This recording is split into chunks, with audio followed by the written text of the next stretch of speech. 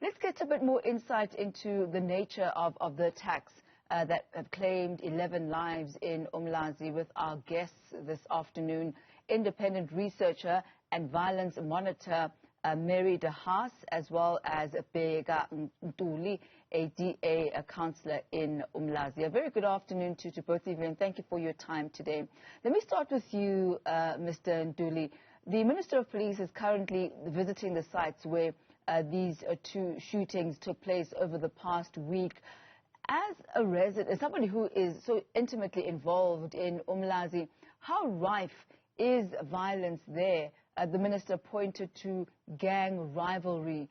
Talk to us about some of the dynamics that give rise to the violence that we are seeing in Umlazi. Thanks, Tammy. The violence in Umlazi is bad. The trend is growing and the grade of brutality keeps getting gross. These two incidents find space in the public view and the limelight because of the number of people who passed away. However, a day or two in Umlazi doesn't pass by without the sound of a gunshot, and unfortunately, a high number of such criminal acts go unpunished and cases unresolved. It's very worrying because this, at the core of it, the causes are the lack of police visibility and poor policing. Also, the shortage of resources to detect crime and combat of crime. The increasing number of groups committing all sorts of crimes, then coming back into the township to contest for the space to commit such crimes. This is why today we find ourselves in the midst of mass shootings. Thank you for staying with us as we continue. We are in conversation with independent researcher and violence monitor Minister Haas, as well as Bheka Ntuli, who is the DA's PR councillor in Umlazi. I was posing the question to you, Mr. Haas.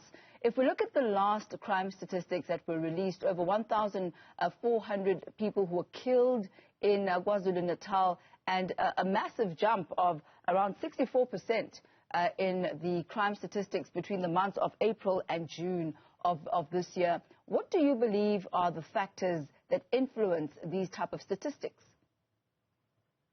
Look, I mean, it's difficult to make predictions based on a short period, because if you want to look at crime trends, you need a far longer period. But it is an alarming figure. I mean, it may well be that it's part of lifting of lockdown, but I mean, that's not in itself, I don't think it's a big factor, because even with lockdown and liquor prohibitions, there are people out there drinking in rural areas anyway because they're getting it on the black market. It's difficult to say. Look, I mean, we know why why we have such a high crime rate. Look, as far as I can remember, there have been gangs in Umlazi, but the gangs have gone from strength to strength. They're much better armed now. Policing in Umlazi is a problem. We know that from dealing with them for years and years over the Glebelands issues, where we recorded just how corrupt and inefficient they were. I think there may have been new management, which may help, because the part of the problem a few years ago was the management. But the bottom line is that, and I mean, these gangster activities, if the police know they're happening, what are they doing about it? I think that's the first question. And if they know they're gangsters, what are they doing about the guns? Because people are getting stabbed and strangled when they're killed. But I think if you do an analysis of the crime stats, you'll find that a lot of it's gun crimes. Because I know perfectly well there are guns all over the place, even in built-up urban areas. You can hear them from nearby shack areas firing off in the middle of the night, in the hostels, all over the place. There are too many guns, and the police are doing nothing about checking on them, it seems. And I mean, as I said to you, take this example now that the police say there are criminal gangs. Part of the the fueling of criminal gangster now is drug dealing. So we hear a lot about the evils of alcohol, but what are they doing about drugs, which are also feeding the crime rate, because these kids are getting hooked on drugs and they're stealing to feed their habit. Right. But where are they getting the guns? Why don't the police know, if they're gangsters, that they've got guns? What are they doing about it? Are they running roadblocks? Are they doing checks at taxi ranks to see if the guards at the taxi ranks are actually licensed to carry guns, registered with SERA. I mean, these are some pretty basic things, because it's not just Umlazi. I mean, Umlazi is a very big area. It's got a history of violent confrontations and gangsterism, but so have other urban areas and rural areas. So as I said, fueling all this is the gun problem. Yeah. And you'll remember as well. You can easily kill lots of people with guns and with your hands. And you'll remember as well, Mr. Haas, as well as Mr. Ntuli, that when Minister Bheki Cele did his search in KwaZulu-Natal, a large contingent of firearms, a lot of them illegal, were actually uncovered there. So certainly there evidence of, large cachements of ammunition existing.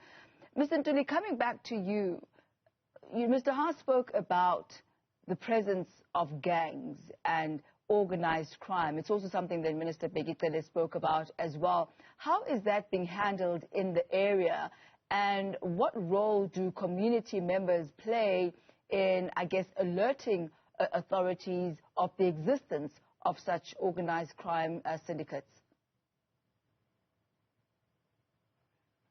For the benefit of my constituency at Umlazi, please allow me to speak in the local language, which is isiZulu. La eMlazi iy'nkinga zakhona zibukeka kungazuthi iy'nkinga elocal, but iy'nkinga zala eMlazi are at the doorstep of uBaba Cele office lakhe laphana kwi-ministry.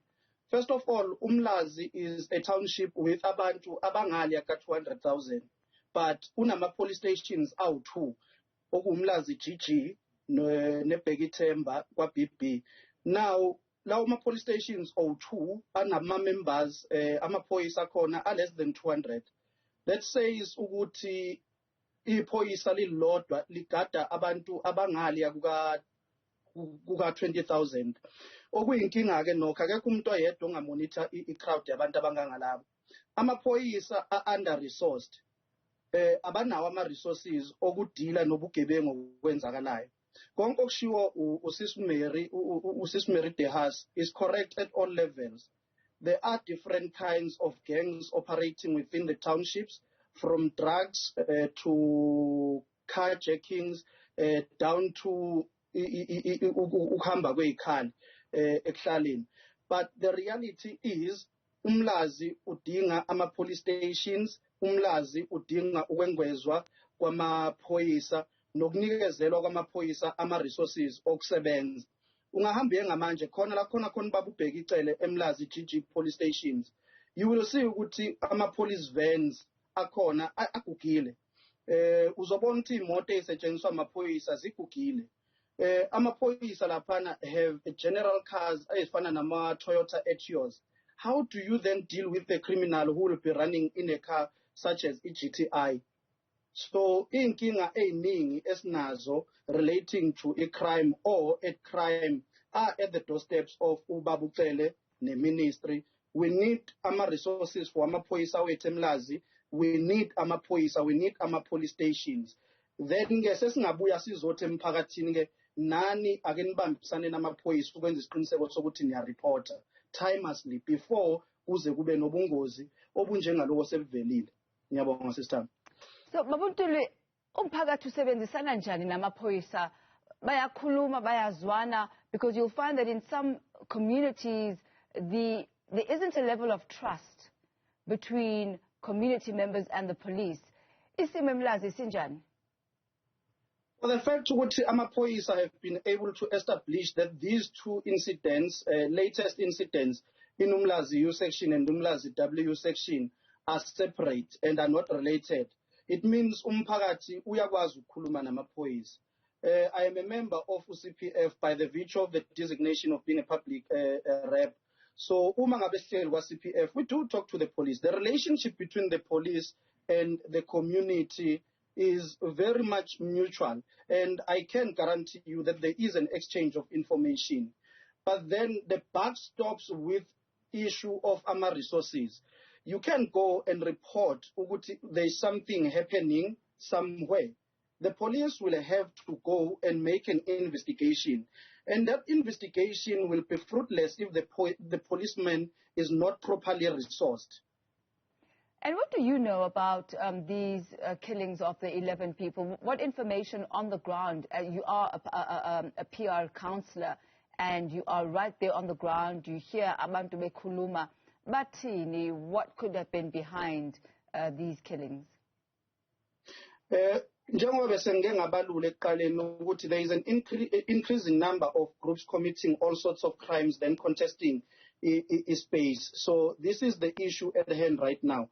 There is a serious contestation for the space, in as much as the incidents that resulted to the 11 deaths are separate and not related.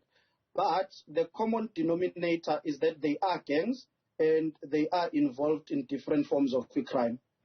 Mr. Haas, what are your views on policing in the province? The issue of resources has been highlighted. We heard the Minister Bheki Cele saying that there are 28 spaces that need to be filled as far as personnel are concerned, that 21 of the vehicles are in the garages. They cannot be used because they need to be fixed.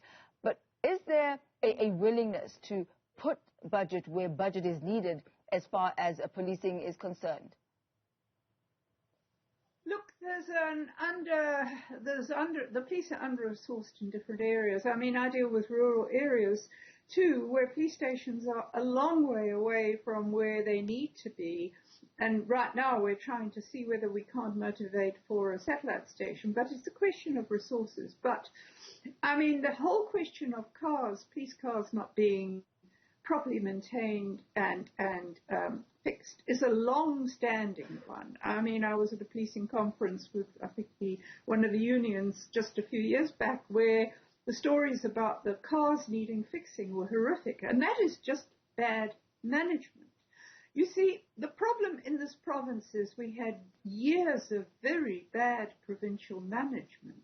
I know that because I've been dealing with police for 30 years, and I can see when it gets worse.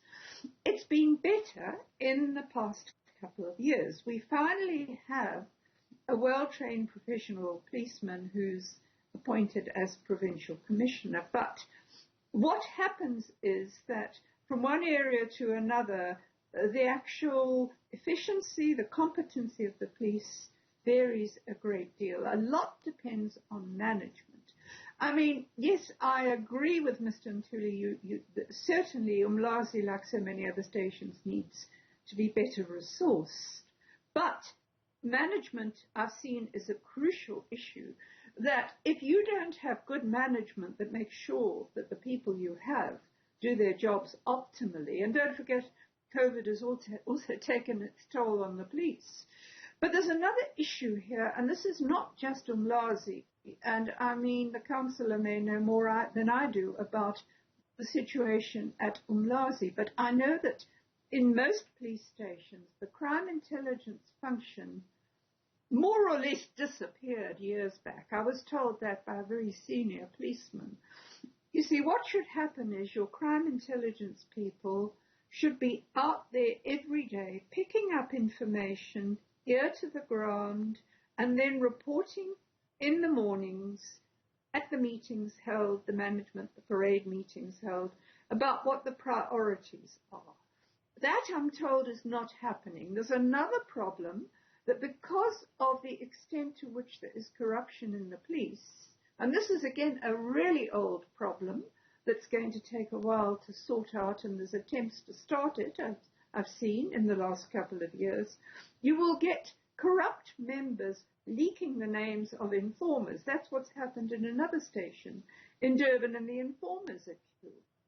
Then you get and the organized crime problem is a long-standing one, and there needs to be a will on the part of the government to deal with organized crime. It's like the Cape Flats. You can't just leave it to the local police. I mean, police themselves have said, look, it's really difficult for us because there is so much money in this. We can try and deal with this, but our colleagues are bought off and they let us down, and they give the drugs back or they take kickbacks. So, and that was why we had the Scorpions the Scorpions were supposed to deal with organised crime. Not that they did, but we need a dedication for that. I hear what you're saying, Mr. Haas, that this really has to go beyond local and even provincial policing. As we close off our discussion this afternoon, Bheka Ntuli, the issue of Inkabi, is that something that can even be resolved? Or has it become such a mainstay in the structure of KwaZulu-Natal that getting rid of Inkabi would be an almost impossibility? What are your views? The issue Inkabi, issue that can't be actually resolved. You simply have to take away the guns from the hands of the people. Our townships are filled with illegal guns. Mhlawumbe endlini eziwu-4 eyodwa inesibhamu, highly likely ukuthi leso sibhamu asinayo i-license. So the simple thing that has to be done is taking away those guns that are unlicensed and managing properly i-issue yama-crimes aqhamuka ngebhamu eyingekho emthethweni. Because you know ukuthi every time kunenkabi ehayarishiwe kune-cartridge esalayo kodwa lezo zinto ayilandelene. So njengoba ngike nga-highlighta ukuthi all units of i-policing department are under-resourced. Uzoya kwa-ballistics, nabo bakhale sabo. Uzoya kwa-crime combating, nabo bakhale sabo. Kodwa ekugcineni kosuku, the very simple thing that needs to be done, letha amaphoyisa babu Bheki Cele Umlazi enze ama-raid. Ngoba ekugcineni kosuku sonke siyazi ukuthi isizinda seyinkabi singaphi ikakhulukazi Umlazi. Siyazi ukuthi igebengu zingaphi. And we know ukuthi from one location of the township Umlazi ukusuka kwa-J uze uyofika kwa-U, uyazi ukuthi u-J udominata ngani, uyazi ukuthi u-U udominata ngani, uyazi ukuthi u-W udominata ngani. So you need people who are properly trained to deal with all those sorts of crimes. Awukwazi ukufika uzosifakela o-constable abawu-50 who doesn't even have an understanding of their own safety dynamics uma ngabe bephuma beyosebenza bese uthi usinikeza amaphoyisa. We need properly trained police. Bheka Ntuli, ithi sishiye lapho for namhlanje. Sibonge kakhulu. Thank you very much to you as well, Ms. Mary de Haas, an independent researcher and violence monitor, as well as the PR councillor for the DA in Umlazi, Bheka Ntuli. Thank you very much to both of you. There towards the end, Bheka Ntuli saying that it's important that raids actually need to take place in the homes. Umlazi saying perhaps 1 in every 4 houses has a firearm, that the issue of hired hands to shoot, hired guns, that can be resolved should there be raids. It's not something that is so endemic within the community that it cannot be taken care of. Obviously, the issue of resourcing coming up there. And Mr. Haas mentioning the fact that there's corruption even within the police and that there's a lack in crime intelligence. That should there be police who are on the ground, feet on the ground, ears to the ground, they would know exactly where the potential crime areas and crime spots are going to be. And that intelligence being fed back to the police would lead to an alleviation and a prevention of crime before it even happens.